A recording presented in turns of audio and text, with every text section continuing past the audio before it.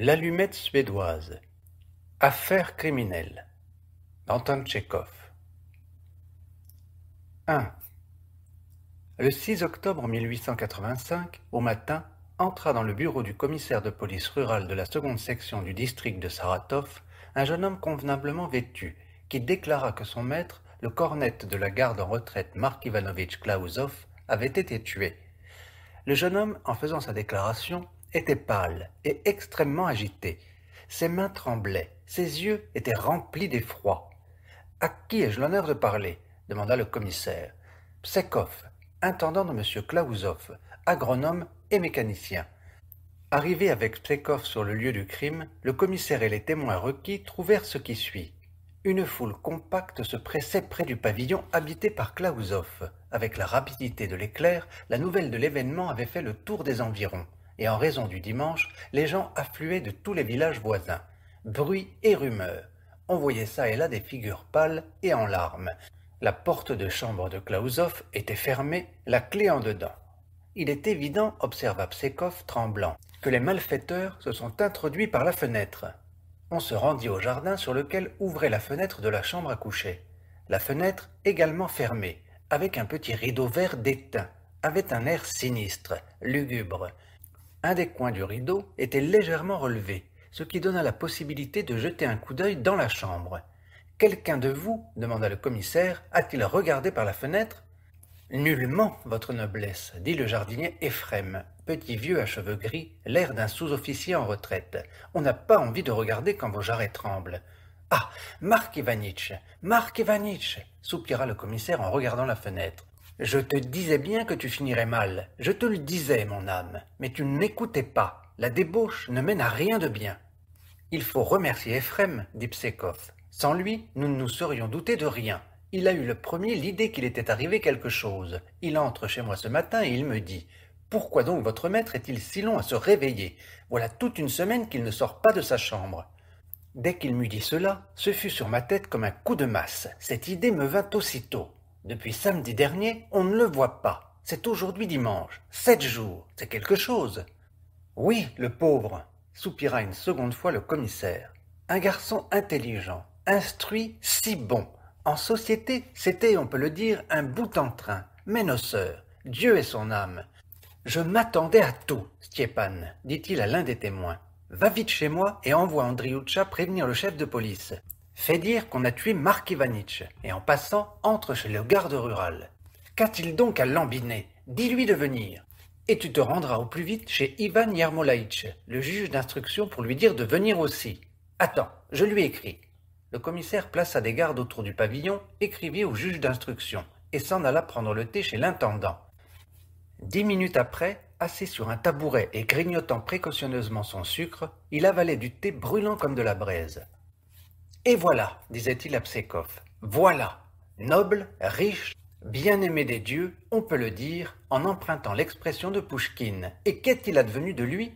Rien. Il a fait l'ivrogne, le débauché, et voilà, on l'a tué. » 2 heures après arriva la voiture du juge d'instruction. Il se nommait Nikolai Yermolaïtch Tchoubikov. Grand, râblé, solide, la soixantaine, il était en fonction depuis déjà un quart de siècle. Tout le district le connaissait comme honnête homme, intelligent, énergique et aimant son métier. Tchoubikov arriva, accosté de son inévitable acolyte, son assesseur et greffier Dukovski, grand jeune homme d'environ 26 ans. « Est-il possible, messieurs ?» se mit à dire Tchoubikov en entrant chez Psekov et serrant rapidement la main de tout le monde. « Est-il possible ? Mark Ivanovitch tué? Non, c'est impossible, impossible. »« Que voulez-vous » soupira le commissaire. « Seigneur, mon Dieu, mais je l'ai vu vendredi dernier à la foire de Tarabankov. J'ai bu, pardonnez-moi, de la vodka avec lui. »« Que voulez-vous » soupira une fois encore le commissaire. On poussa des soupirs, on s'effraya. On but un verre de thé et on se rendit au pavillon. « Faites place !» cria le garde rural à la foule. Pénétrant dans le pavillon, le juge d'instruction examina tout d'abord la porte de la chambre à coucher. Cette porte, en sapin, peinte en jaune, était intacte, aucune particularité pouvant servir d'indice. On fit enfoncer la porte. Messieurs, dit le juge d'instruction quand, après un long effort, la porte céda sous la hache et le ciseau. Je prie les personnes n'ayant pas affaire ici de s'éloigner. Je demande cela dans l'intérêt de la justice. Garde rurale, ne laissez entrer personne. Tchoubikov, son aide et le commissaire ouvrirent la porte et pénétrèrent irrésolument l'un après l'autre dans la chambre. Voici le spectacle qui se présenta à leurs yeux. Près de l'unique fenêtre était un grand lit en bois avec un énorme édredon. Sur l'édredon chiffonné, une couverture froissée et fripée. L'oreiller, avec une tête indienne, aussi très chiffonnée, traînait à terre. Sur une petite table, près du lit, se trouvait une montre en argent et une pièce de 20 kopecks. Il s'y trouvait aussi des allumettes soufrées. Hormis le lit, la petite table et une seule chaise, aucun meuble dans la chambre à coucher. Sous le lit, où il regarda, le commissaire vit une vingtaine de bouteilles vides. Un vieux chapeau de paille et une grosse bouteille de vodka. Une bottine, couverte de poussière, traînait sous la table. Ayant d'un coup d'œil inspecté la chambre, le juge d'instruction fronça les sourcils et devint rouge. « Misérable !» marmonna-t-il en serrant les poings. « Et où est donc Mark Ivanitch » demanda doucement Dukovski. « Je vous prie de ne pas intervenir » lui dit grossièrement Tchoubikov. « Veuillez examiner le plancher. »« Evgraf Kuzmitch » dit-il au commissaire en baissant la voix. « C'est déjà le second cas dans ma pratique. En 1870, vous vous en souvenez probablement, j'ai eu aussi une affaire pareille. Le meurtre du marchand Portretov. C'était la même chose. Après le meurtre, les misérables avaient enlevé le cadavre par la fenêtre. » Tchoubikov s'approcha de la fenêtre, écarta le rideau et l'ouvrit avec précaution. Elle s'ouvre, donc elle n'était pas fermée. Des empreintes sur l'appui. Voyez, voici la trace d'un genou. Quelqu'un a grimpé par là. Il faudra soigneusement examiner la fenêtre. Rien de particulier sur le parquet, déclara Dukovski. Ni tache, ni éraflure. Je n'ai trouvé qu'une allumette suédoise, brûlée. La voici. Autant qu'il m'en souvienne, Mark Ivanitch ne fumait pas. Il se servait dans la vie courante d'allumettes soufrées et pas du tout d'allumettes suédoises. Cette allumette peut fournir un indice. « Ah, s'il vous plaît, taisez-vous » dit le juge d'instruction importuné. « Qu'allez-vous chercher avec votre allumette? Je ne peux pas souffrir les imaginations bouillonnantes. Au lieu de chercher des allumettes, vous feriez mieux d'examiner le lit. » Quand il l'eut fait, Dukovski rapporta. Aucune goutte de sang, ni aucune autre tache. Pas non plus d'éraflures fraîches. Sur l'oreiller, des traces de dents. La couverture est imbibée d'un liquide qui sent la bière et qui en a le goût. L'aspect général du lit donne à penser qu'il y a eu lutte sur le lit. Je le sais sans vous qu'il y a eu lutte. On ne vous demande rien là-dessus. Plutôt que de chercher s'il y a eu lutte, vous feriez mieux. Il y a ici une botte, mais l'autre manque. Et alors, qu'en concluez-vous? Eh bien, on l'a étranglé quand il quittait l'autre botte. Il n'a pas eu le temps de quitter l'autre que... Le voilà parti. Et comment savez-vous qu'on l'a étouffé? Il y a des traces de dents sur l'oreiller. L'oreiller lui-même est très froissé et rejeté à 2 mètres du lit. Il discourt, ce bavard. Allons plutôt au jardin. Vous feriez mieux de regarder dans le jardin que de fouiller ici. Je ferai ça sans vous. Arrivés au jardin, les enquêteurs se mirent avant toute chose à examiner l'herbe. L'herbe, sous la fenêtre, était foulée.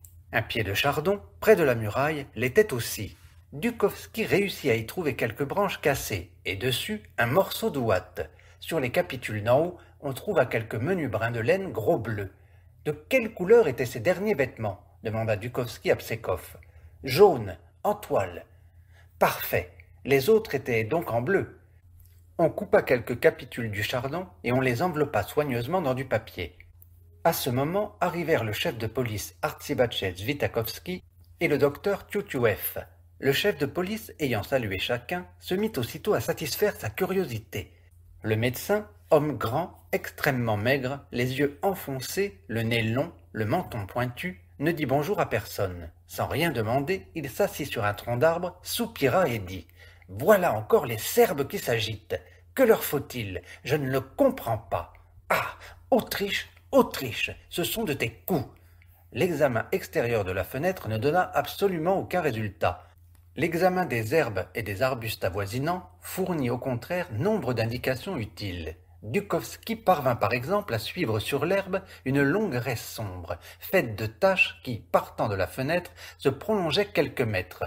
La raie se terminait par une tache marron sombre, sous un pied de lilas. Sous ce même lilas fut trouvée une seconde botte, formant paire avec celle de la chambre à coucher. « C'est du sang séché, dit Dukovski en examinant la tache. Au mot sang, le docteur se leva et jeta un regard indolent sur la tâche. « Oui, marmonna-t-il, c'est du sang. » « C'est donc, fit Tchoubikov en regardant malicieusement Dukovski, qu'on ne l'a pas étouffé. On l'a étouffé dans sa chambre, puis, craignant qu'il ne revînt à lui, on l'a frappé ici avec un objet contondant. La tache sous le lilas montre qu'il y est resté couché un temps relativement long, tandis que l'on cherchait le moyen de l'emporter du jardin. Et la botte? Cette botte me confirme encore plus dans l'idée qu'on l'a tué quand il se déchaussait, avant de se coucher. Il avait quitté une de ses bottes. L'autre, c'est-à-dire celle-ci, il n'a eu que le temps de la tirer à demi. La botte, à demi enlevée, est tombée d'elle-même pendant le trajet et la chute. « Quelle imagination! Voyez un peu !» dit Tchoubikov en riant. « Il tranche, il tranche! Quand donc perdrez-vous l'habitude de vous perdre dans vos raisonnements? Plutôt que de raisonner, vous feriez mieux de prélever pour l'analyse un peu d'herbe ensanglantée. » Après avoir examiné et relevé les lieux, les magistrats se rendirent chez l'intendant pour rédiger le procès-verbal et déjeuner. À déjeuner, on causa.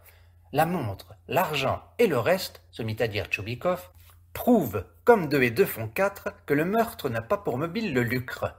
Il a été perpétré par un intellectuel, intervint Dukovski.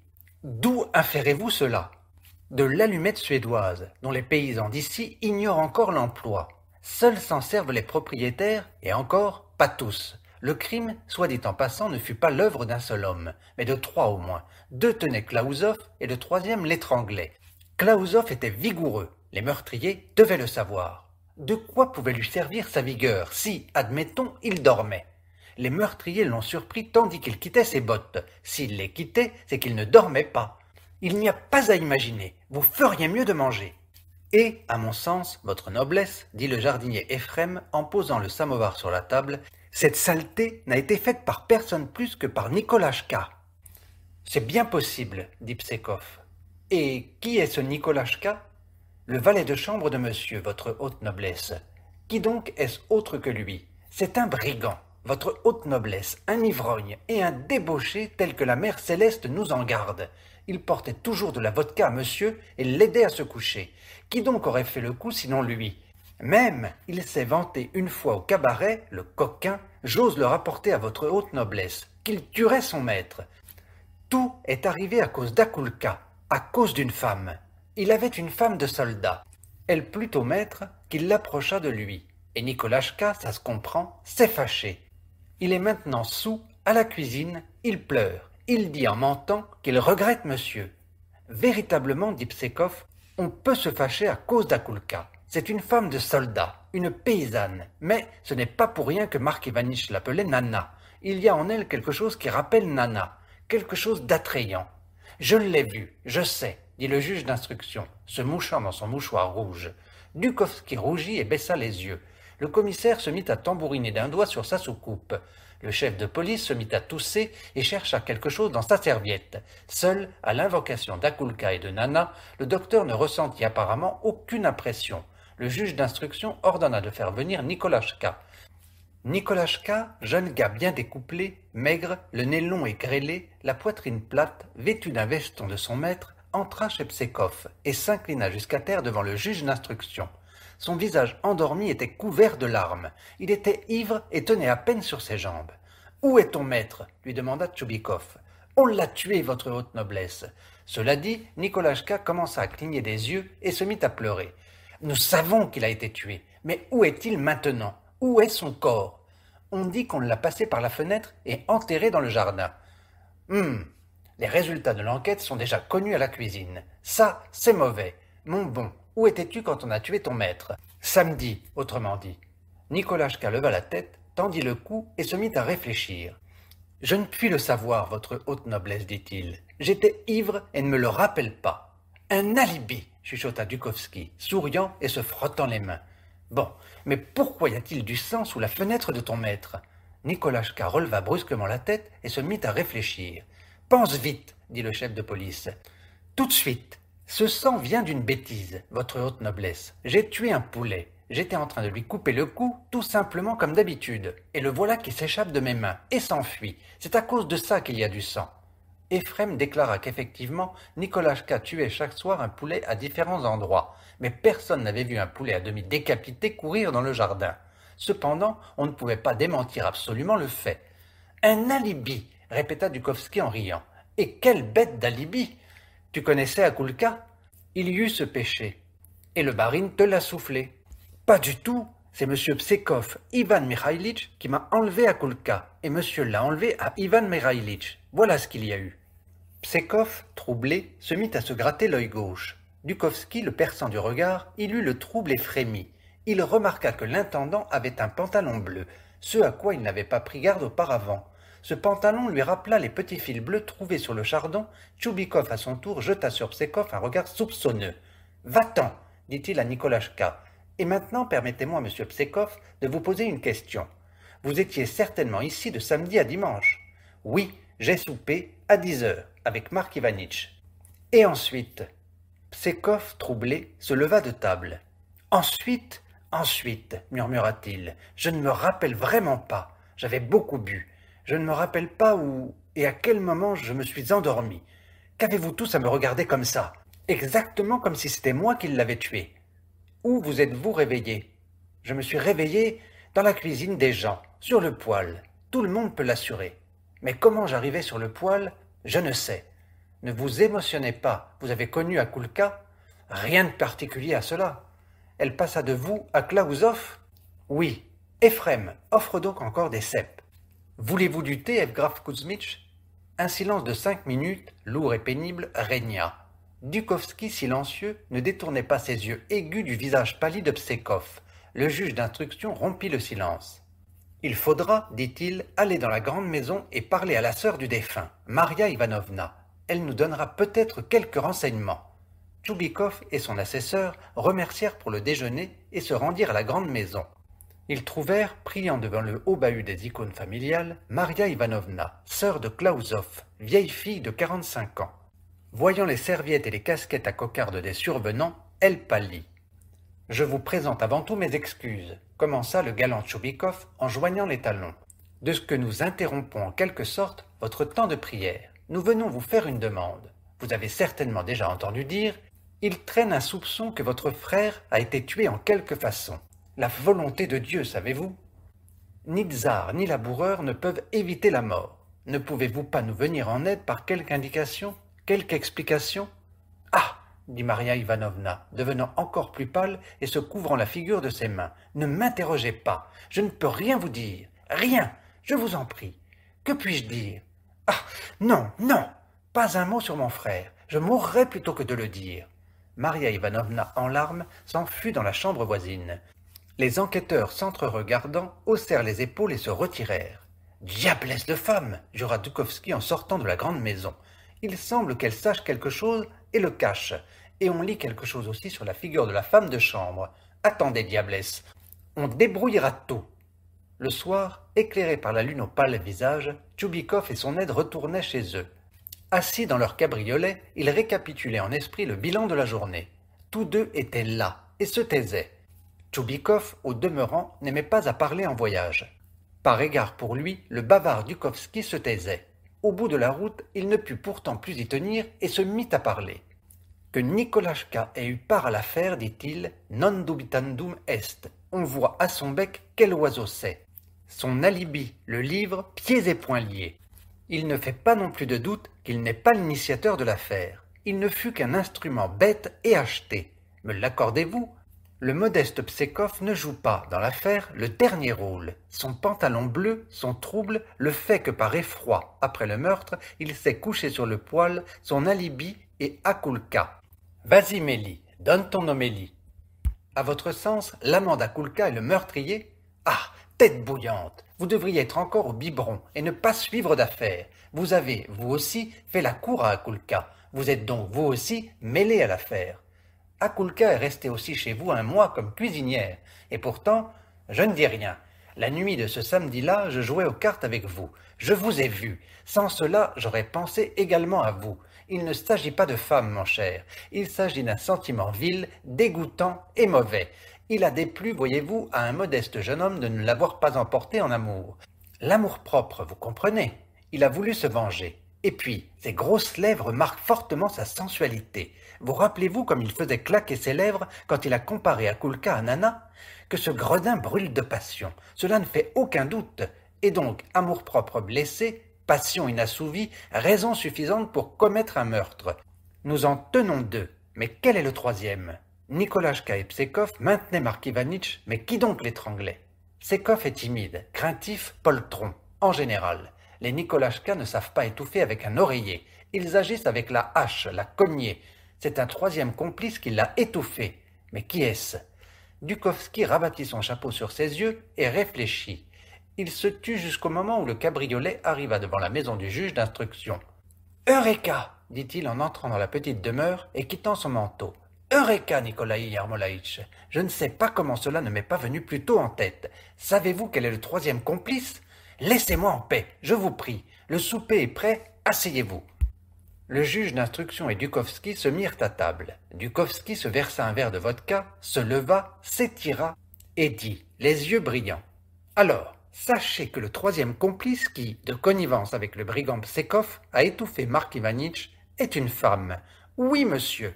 J'entends parler de la sœur du tué, Maria Ivanovna. » Tchoubikov, s'engouant avec la vodka, arrêta les yeux sur Dukovski. « Vous n'êtes pas...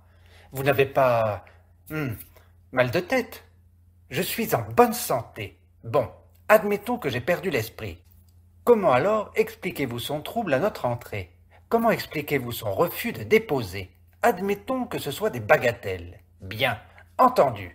Mais alors, souvenez-vous de leur relation. Elle haïssait son frère. Elle est de la vieille foi. Et lui est un débauché, un athée. Voilà où niche la haine. Il a réussi à la persuader, dit-on, qu'il est un émissaire de Satan. Il s'occupait devant elle de spiritisme. Et alors? Vous ne comprenez pas? Elle, la vieille croyante, l'a fait tuer par fanatisme. Ce n'est pas assez d'avoir arraché l'ivraie, tué le débauché.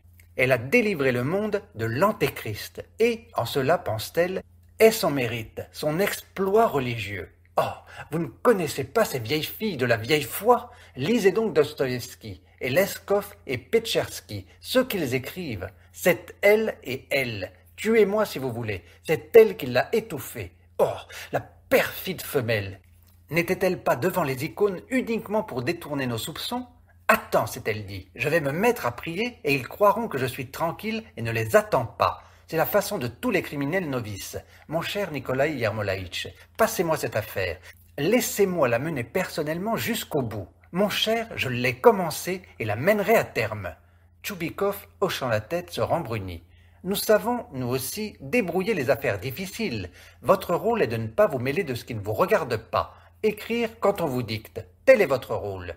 Dukovski devint cramoisi et sortit, claquant la porte. Pas bête, le fripon, murmura Tchoubikov, le regardant partir. Très intelligent. Seulement, il s'emballe hors de propos. Il faudra que je lui achète, comme cadeau à la foire, un étui à cigarettes.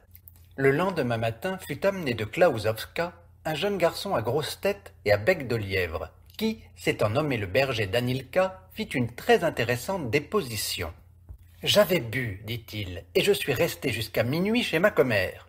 Rentrant chez moi, je me mis idée d'ivrogne à me baigner dans la rivière. Je me baigne et, tiens, je vois sur la digue 2 hommes qui passent, portant quelque chose de noir. « Tchou !» leur criai-je. Ils ont eu peur, et de toute leur force se sont enfuis dans les potagers de Makariev. Que Dieu me frappe si ce n'était pas le barine qu'ils traînaient. » Le jour même, sur le soir, Psekov et Nikolachka furent arrêtés et amenés sous escorte dans la ville du district.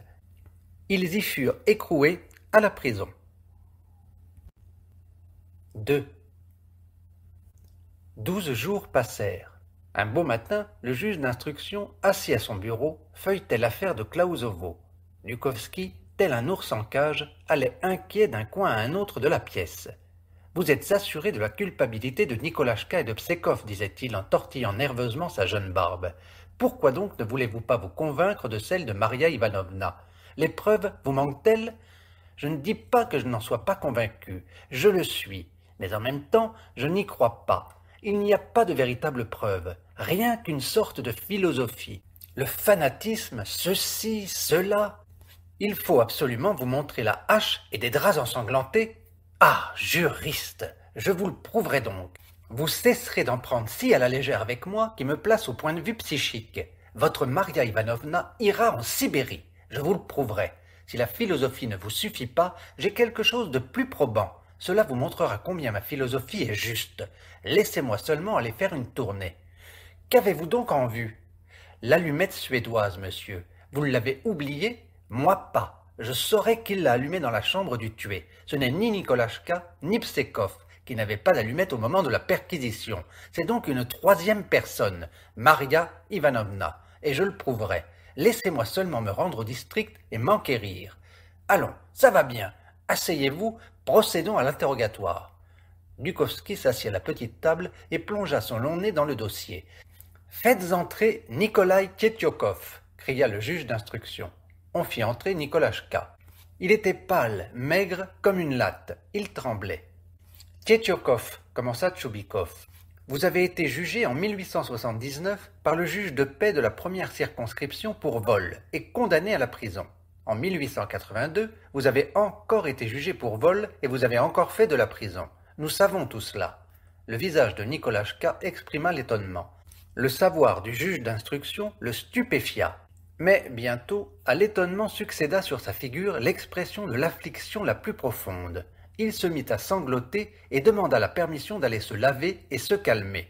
On l'emmena. « Introduisez Psekov » ordonna le juge. On introduisit Psekov. Le jeune homme avait, les derniers jours, beaucoup changé. Il avait maigri, pâli, s'était tassé. L'indifférence se lisait dans ses yeux. « Asseyez-vous, Psekov, lui dit Tchoubikov. J'espère que vous allez être plus raisonnable que la dernière fois et ne mentirez pas comme les fois précédentes. Tous ces jours-ci, vous avez nié votre participation au meurtre de Klausov, malgré la masse des preuves qui parlent contre vous. Ce n'est pas raisonnable.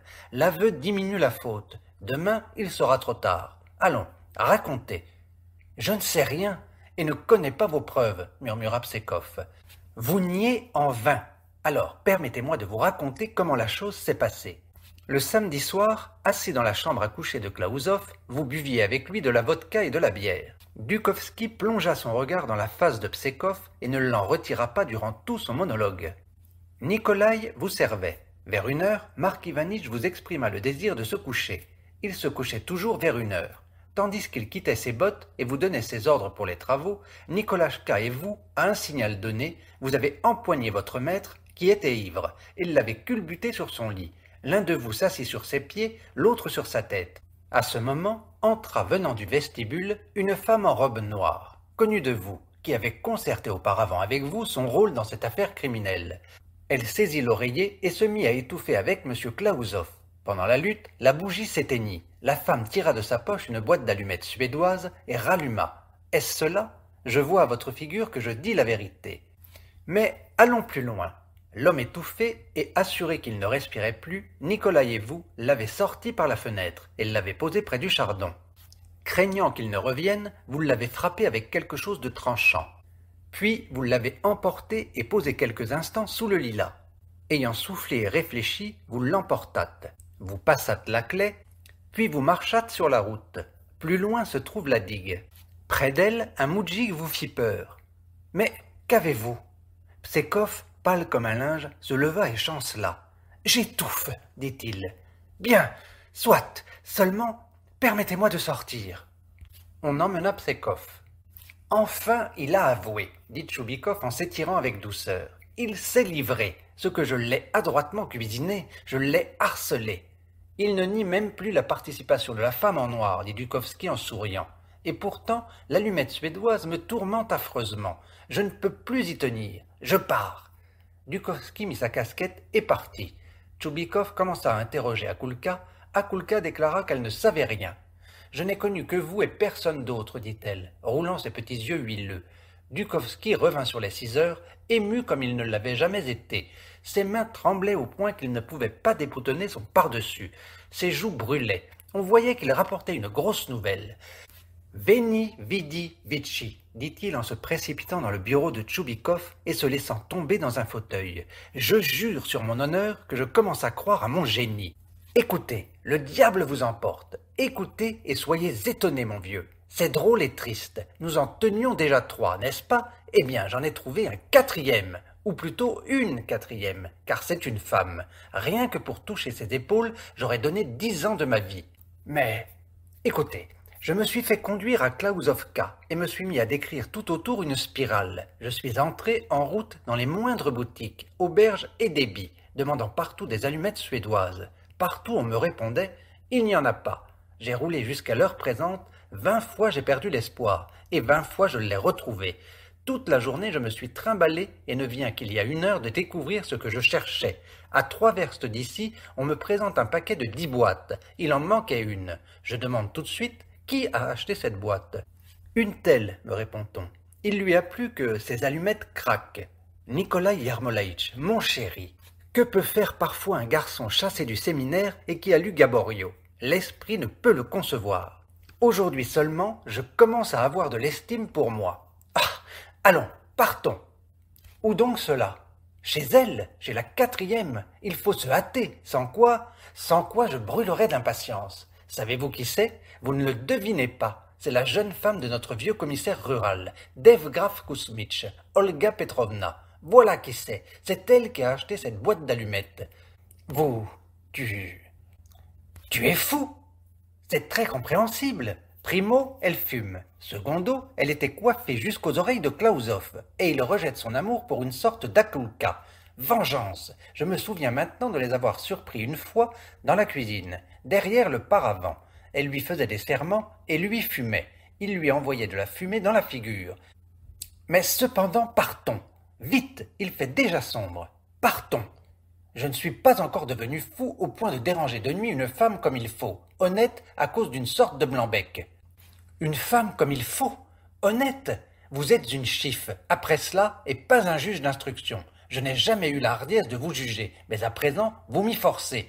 Chiffe, robe de chambre. Allons, mon cher Nikolai Yermolaïtch, je vous en prie.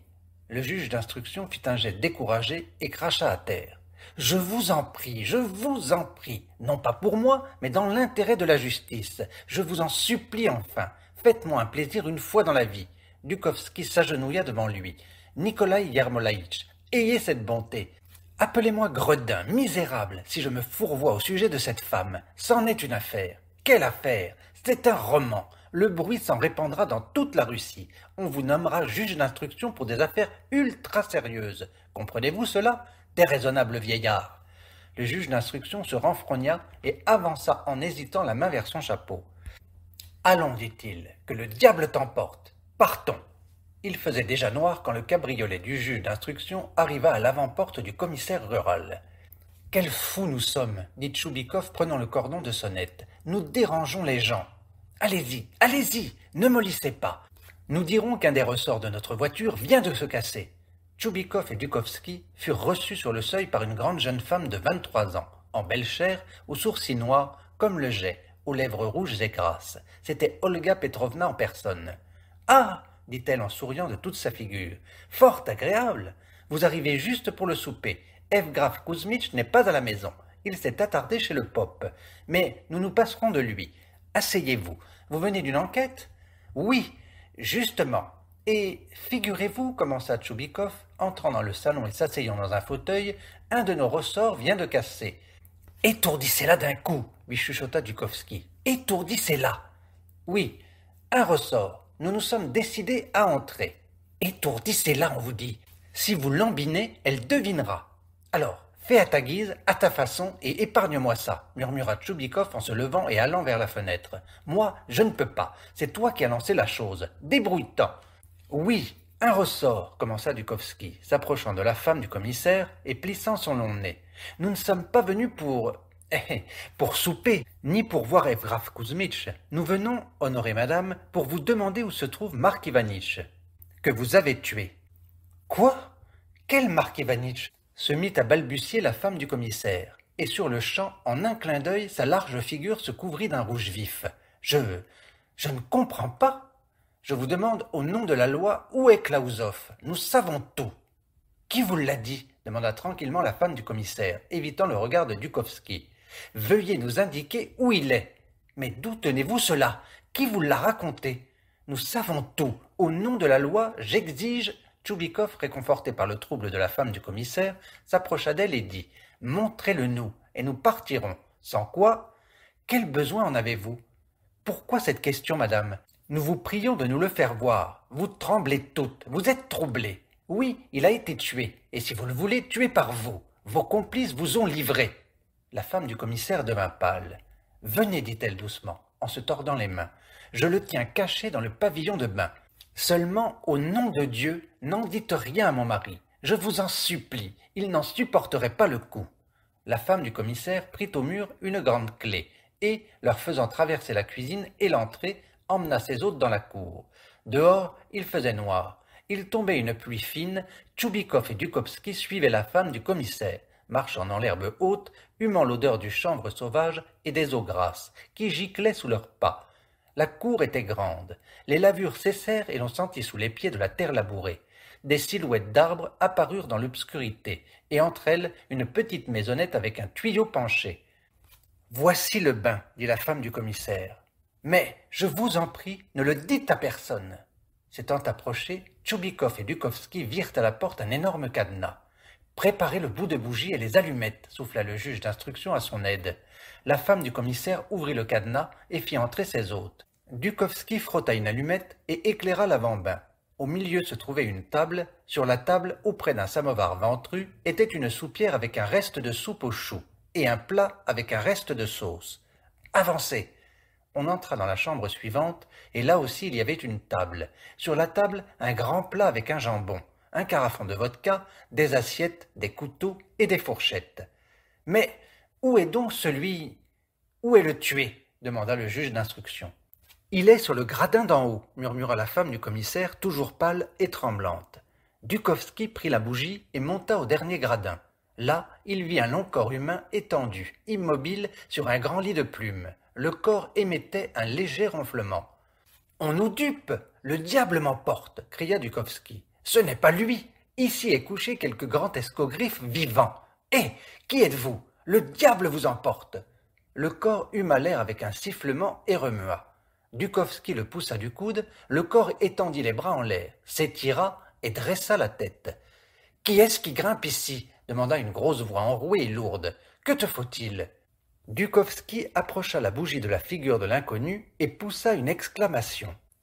À son nez cramoisi, à ses cheveux ébouriffés, à ses moustaches noires comme la poix, dont l'une hardiment retroussée pointait avec effronterie vers le plafond, il reconnut le cornette Klausov. « Vous, Mark Ivanitch ? Pas possible !» Le juge d'instruction leva les yeux et resta éberlué. « C'est moi, oui. Ah, c'est vous, Dukovski ? Que diable avez-vous à faire ici ? Et là, en bas, quelle est encore cette binette ? Mon Dieu, le juge d'instruction ! Par quel hasard ?» Klausov descendit vivement et étreignit Tchoubikov. Olga Petrovna se défila prestement par la porte. « Quel chemin vous amène ? Buvons vite, que diable !»« Traditum, buvons ! Tout de même, qui vous a amené ici ? D'où avez-vous su que j'y étais ? D'ailleurs, qu'importe, buvons !» Klausov alluma une lampe et versa 3 verres de vodka. « C'est-à-dire, fit le juge d'instruction ouvrant les bras, je ne te comprends pas. Est-ce toi ou n'est-ce pas toi ? Suffit, hein ? Veux-tu me faire de la morale ? N'en prends pas la peine. Jeune Dukovski, vide ton verre. Il chante. Allons, amis, passons cette heure. Qu'avez-vous à regarder ? Buvez !» Tout de même, dit le juge d'instruction, avalant machinalement la vodka, je ne comprends pas. Pourquoi es-tu ici ? Pourquoi n'y serais-je pas si je m'y trouve bien ? Klausov vida son verre et se mit à manger du jambon. Je demeure, comme tu vois, chez la femme du commissaire, dans un trou, dans un fourré, comme un follet. Bois ! J'ai eu pitié d'elle, l'ami, j'en ai eu pitié, et je demeure ici dans un bain abandonné comme un ermite. Je me laisse vivre, mais je compte partir la semaine prochaine. J'en ai déjà assez. C'est inconcevable, dit Dukovski. Qu'y a-t-il là d'inconcevable ? C'est inconcevable. Au nom du ciel, comment votre botte s'est-elle trouvée dans le jardin ? Quelle botte ? Nous avons trouvé une de vos bottes dans votre chambre et l'autre dans le jardin. Et quel besoin avez-vous de savoir ça ? Ce n'est pas votre affaire. Mais buvez donc, que le diable vous emporte. Vous m'avez réveillé, donc buvez. Ami, c'est une histoire intéressante que celle de cette botte. Je ne voulais pas venir chez Olga. Je n'étais pas en humeur, savez-vous, j'étais un peu gris. Elle arrive sous ma fenêtre et se met à se fâcher, comme font les femmes en général. Tu sais, moi, ivre, je lui lance ma botte. Voyons, voyons, ne te fâche pas. Mais la voilà qui monte par la fenêtre. allume la lampe et se met à m'étriller, pauvre poivreau que j'étais. Elle m'a fichu une raclée, m'a entraîné ici et m'y a enfermé. Maintenant, je me laisse vivre. Amour, vodka et hors-d'œuvre. Mais où voulez-vous donc aller, Tchoubikov? Où vas-tu? Le juge d'instruction, crachant de dépit, sortit du bain. Dukovski, tête basse, le suivit. Tous deux montèrent en silence dans le cabriolet et partirent. Jamais, à aucun autre moment, la route ne leur avait paru si triste et si longue. Tous deux se taisaient. Tchoubikov, tout le long du chemin, trembla de colère. Dukovski se cachait la figure dans son col, comme s'il eût craint que l'obscurité et la bruine ne lussent la honte sur son visage. Arrivé chez lui, le juge d'instruction y trouva le docteur Tchoutchouev. Assis auprès de la table, le docteur feuilletait la Niva et soupirait profondément. « Que de choses arrivent dans ce monde !» dit-il avec un sourire triste, en voyant le juge d'instruction. « Encore l'Autriche qui recommence. Et Gladstone aussi, en un certain sens. » Tchoubikov lança son chapeau sous la table et se mit à trembler.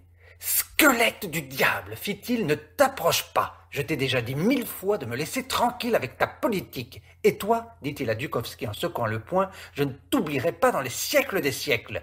Mais, voyons, cette allumette suédoise, pouvais-je savoir? Puisse-t-elle t'étrangler ton allumette? Pars et ne m'énerve pas, ou je ferai de toi le diable sait quoi. Que l'on ne te voie jamais plus ici. » Dukovski, poussant un soupir, prit son chapeau et sortit. « Je vais aller boire, décida-t-il en passant la porte. » Et il s'achemina mélancoliquement vers le cabaret. Quand elle rentra chez elle, la femme du commissaire trouva son mari au salon. « Pourquoi, lui demanda-t-il, le juge d'instruction est-il venu ici ? Il est venu dire que l'on a retrouvé Klausov. On ne l'a pas du tout tué. Il est au contraire sain et sauf. Figure-toi, on l'a trouvé chez une femme mariée. »« Ah, Mark Ivanitch, soupira le commissaire rural, levant les yeux en l'air. « Je te le disais que la débauche ne mène à rien de bon. Je te le disais, et tu ne m'écoutais pas. »